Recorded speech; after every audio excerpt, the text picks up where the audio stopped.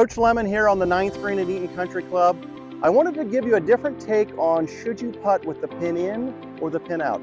As you've probably heard from my channel, I'm a big fan of taking the pin out when I'm putting. I feel like it gives me a little more room and I can make more putts or chips that way. However, a lot of people do like to putt with the pin in.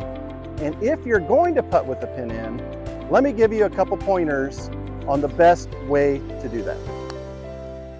One of the reasons I don't putt with the pin in is I feel like I'm distracted with the flag flapping and the pin occasionally moving back and forth. Now, when I'm putting from long distances like 30, 40, 50, even 60 feet, I do like to leave the pin in. It gives me something a little better to aim at. I feel like when I'm over the putt, a lot of times when I've pulled the pin out for a long putt, I put my head down, look at the ball, and then I can't quite track where the hole is. But if you leave the pin in, it gives you a lot easier place to aim at. So for long putts, I don't mind leaving the pin in. I feel like at this point, it's mostly psychological for me. I've just putted for so many years with the pin out that I really like making the short putts without the pin. If you are going to putt with the pin in, make sure that you're focusing on the pin. So this might actually give you an edge. And I did hear a PGA pro the other day talk about how he focuses on the pin and he likes to putt with the pin in because he has such a small target with the ball hitting the pin and gives him a little better aiming than the entire hole and gives him something smaller.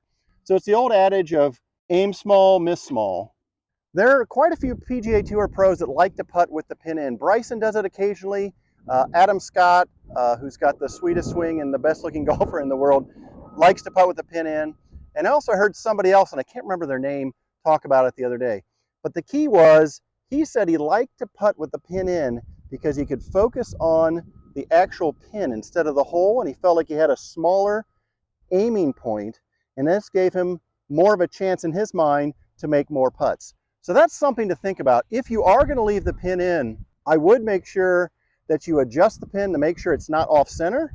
And also, if it's really, really windy and the pin is leaning to one side and you're putting in from that side, you may want to take the pin out just to make sure you give yourself the biggest opportunity to make your putts. I hope you enjoyed this Lessons with Lemmon, and hopefully this will help improve your short game.